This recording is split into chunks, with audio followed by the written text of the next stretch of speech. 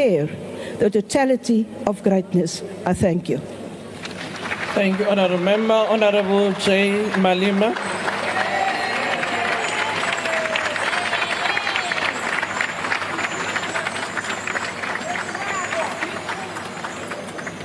Thank you very much, Speaker. Speaker, I would like to begin by sending our condolences to the families of the 14 members of the South African National Defence Force who recently lost their lives in the DRC.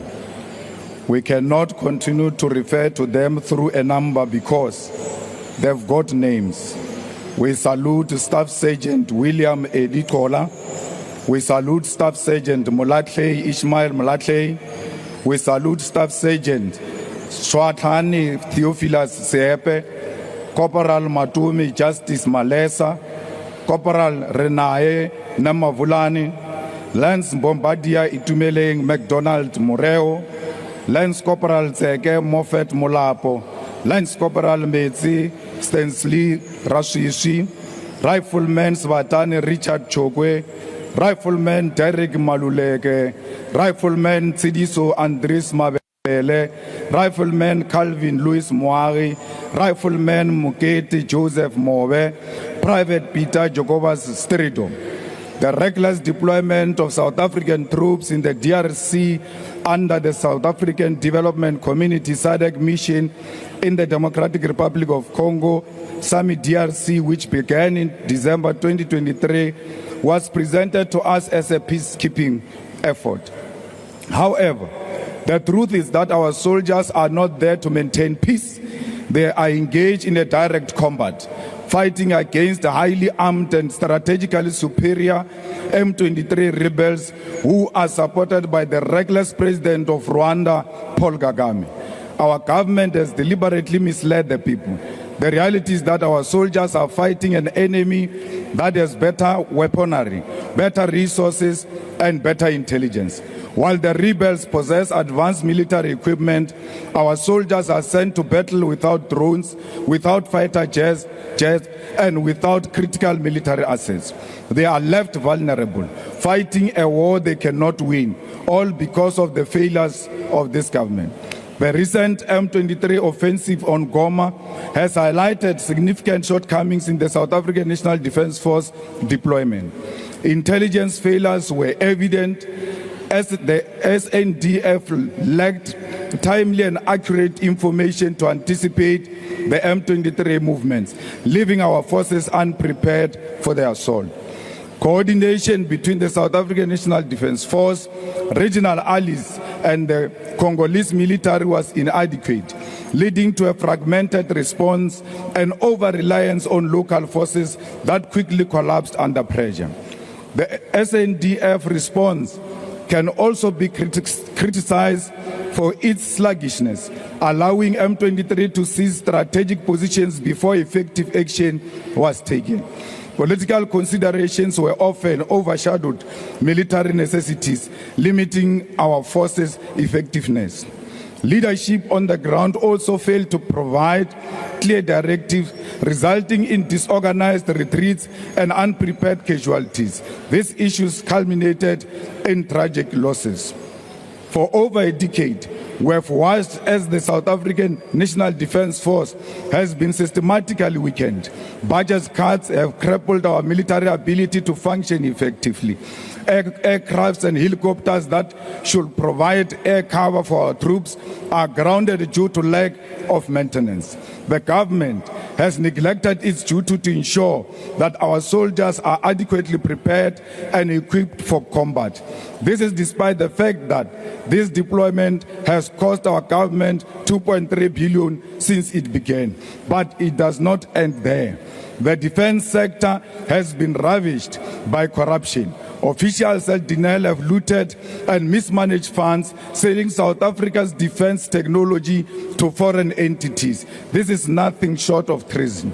At the same time, the Department of Defense has wasted over 250 million outsourcing IT services while ignoring existing in-house capabilities. This is a blatant theft of state resources, and it is our soldiers who pay the price. We must be clear, the deployment of our troops in the DRC is not about achieving peace. It is about sacrificing our soldiers for war that has no end in sight. This government continues to send them to die in foreign land, and when they do, their bodies are not even repatriated with the dignity they deserve. We are still waiting for the bodies, even after the Chief of Defense said the bodies will come the following day. The South African National Defence Force soldiers who passed away in the last few weeks have still not arrived home, with several delays being blamed, which is unacceptable. The families of these fallen soldiers are left waiting, grieving and struggling for answers. Our troops be brought home immediately. We cannot allow more lives to be lost in a senseless conflict while corrupt politicians continue to loot and mismanage our defense resources. Bring them back home now. This past weekend, South Africa participated in a joint SADC and East African Community Summit in Tanzania to discuss DRC crisis. We agree that there must be ceasefire, and we agree that the chiefs of the military must come together to create a clear passage of the ceasefire. Re role now baetapele ba ANC le rekisitse bana ba rena le re tsegisha ka matekere. Thank you. Inkosi RN Cebekhulu.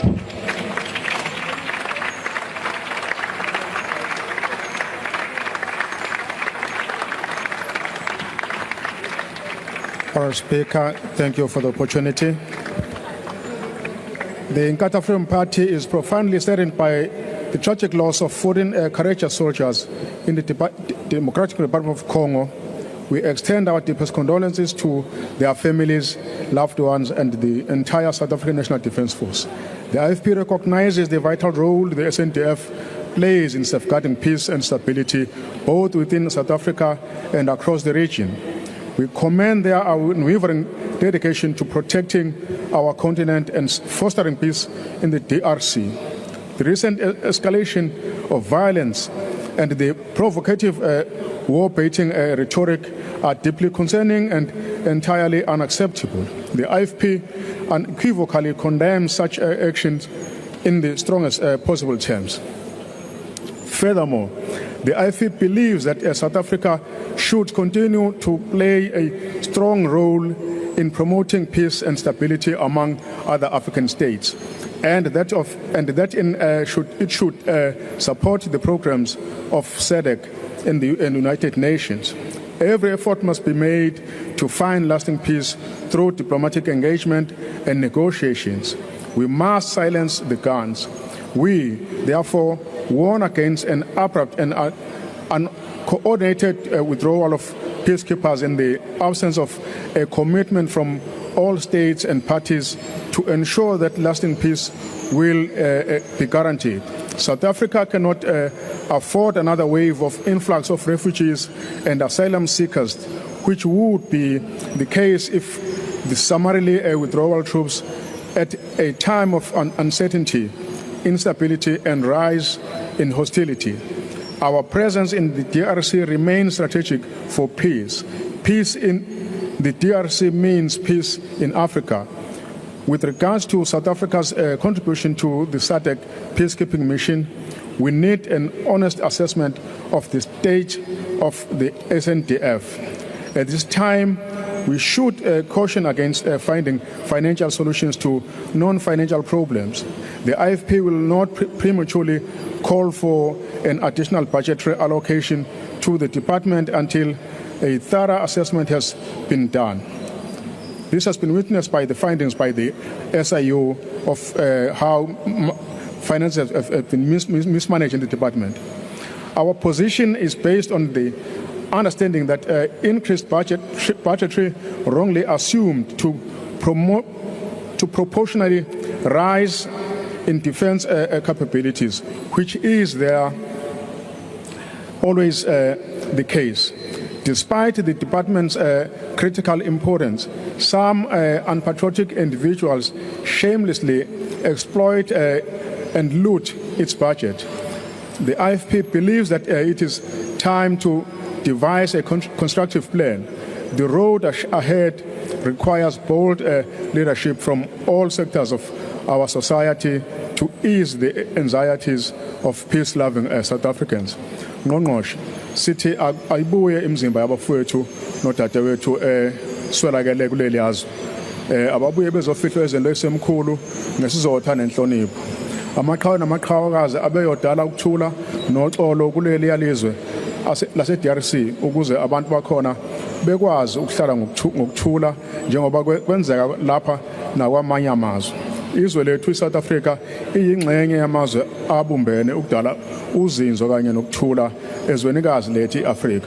Umlando usibikela ukuthi iSouth Africa ike yaya kuleli yalizwe yaletha ukuthula eDRC kwaba impumelelo. Siyaphinda sithi dudu kwizihlobo nabathandiweyo babafowethu abalimele besebenzela emsebenzini wesizwe belapha eDRC. Sengathi kungashesha ukubuyiswa kwezidumbu zabo ukuze imindeni isheshe igcine izimfanelo zokubabeka imizimba yabo phansi ngokuthula nesizotha. Siyathokoza. Thank you very much, Honorable Kulu. Honorable Gayton Mckenzie.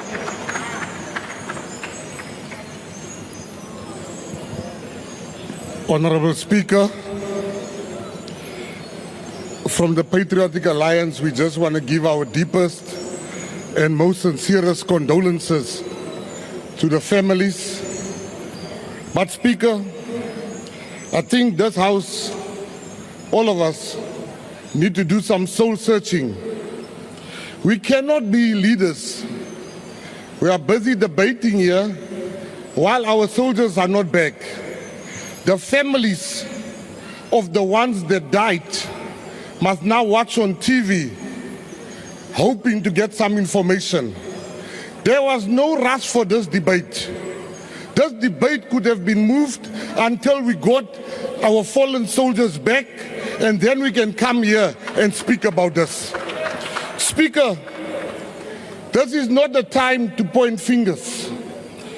We have been humiliated. We have been humiliated. We have been humiliated. And we must teach people, when you kill a South African, there's consequences.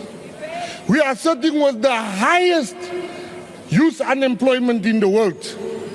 Let us use this opportunity and call for conscription, Honorable President, and bring our young people and train them. And while we train them, let us go and teach M23 a lesson. Let us go and kill those that killed our soldiers. I don't know, Speaker.